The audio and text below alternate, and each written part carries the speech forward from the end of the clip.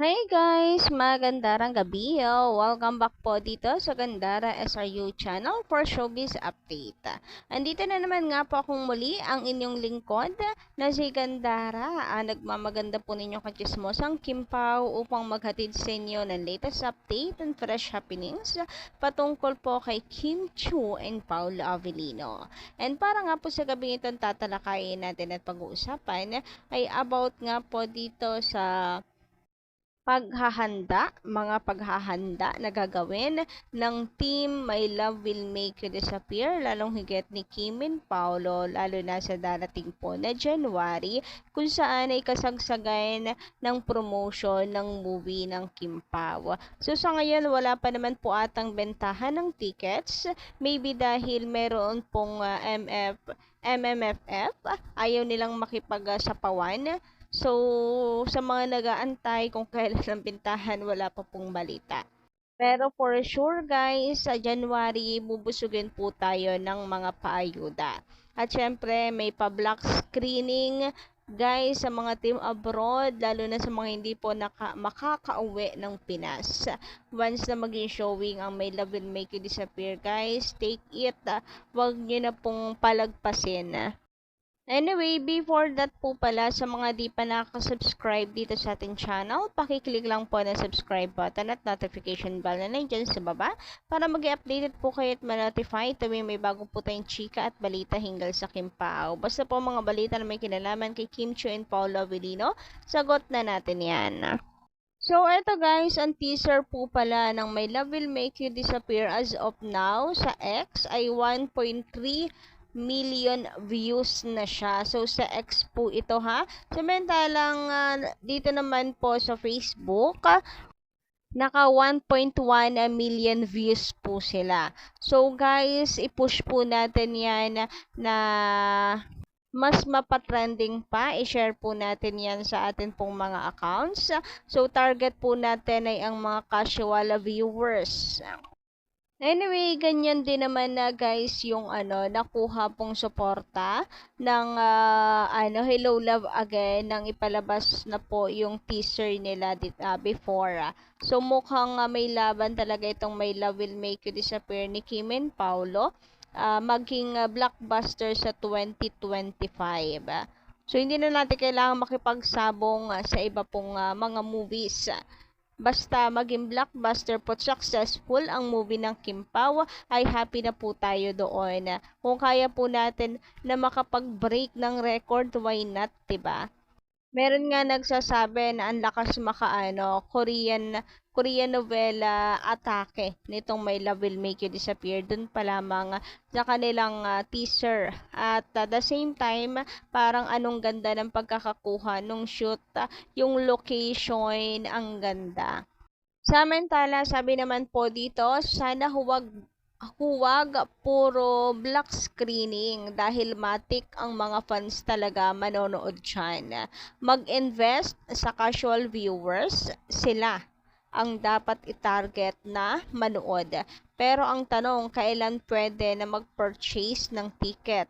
Kasi yung HLA, September, nag-start 2 months before showing.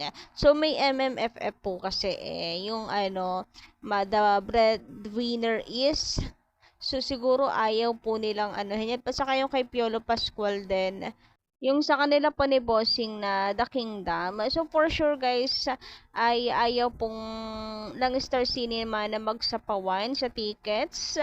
Meron pong mga negatives na makuha kasi baka mas i-prioritize. Syempre, ito pong MMFF dahil ito na yung palabas Syempre, unahin pong bilhin yan.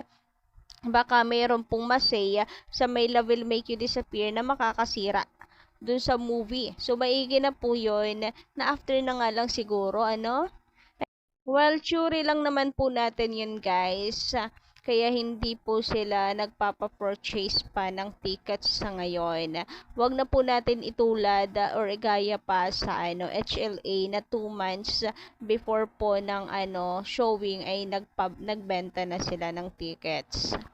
May diskarte yan for sure. May diskarte po ang Star Magic dyan. About naman sa black screening, malay nyo naman may iba pang nakaplano. ang may iba pang nakaplano Star Cinema, ang management, ang direktor, ang bumubuo po nitong My Love Will Make You Disappear. Hindi naman porke binigyan ng oras yung black screening ay magpapabaya na sa mga casual viewers. Pero tama kayo doon, napaka-importante na targetin po natin ang casual viewers. Samantala guys, good news para po sa ating lahat. Ang Kim Pao magiging busy na po sa January para po mag-fan service. Magsisimula na nga po ang kanila pong pag-promote sa My Love Will Make You Disappear. At ang chika guys ay 19 malls ang kanila pong lilibutin at susugudin para magpakilig at mag-promote. So nakakatuwa lang dahil may po talaga sila. Pinagandaan po nila ang My Love Will Make You Disappear. Mukhang puno na naman ang schedule ng Kim Pao. 19 malls, so 19 days ang kanilang gugukulin.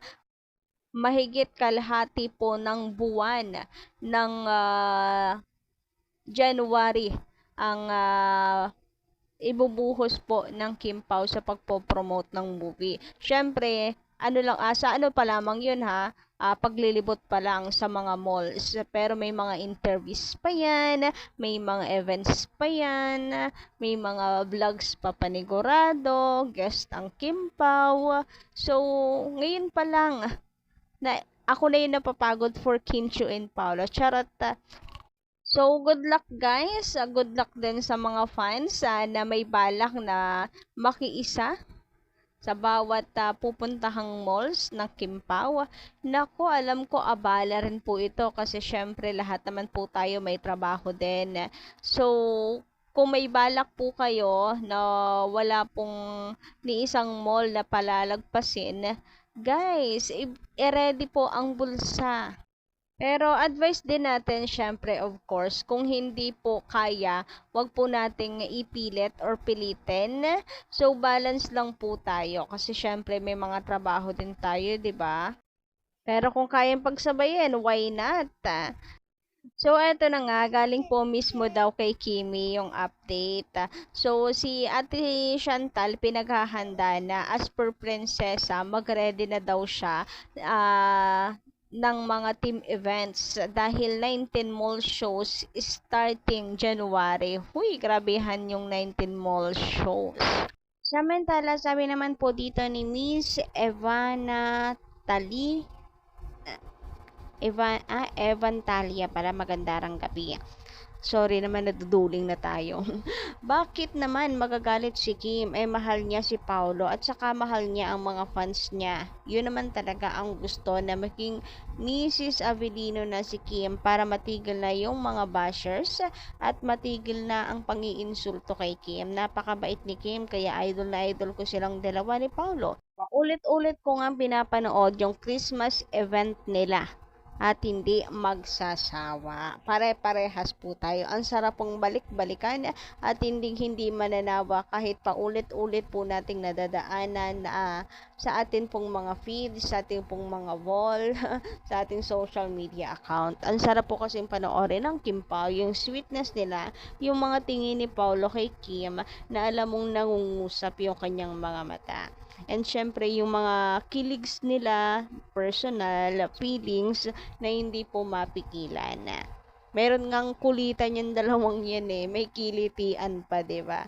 Hindi nila maitago pa yung kanilang feelings sa publiko. No more tago-taguan nga.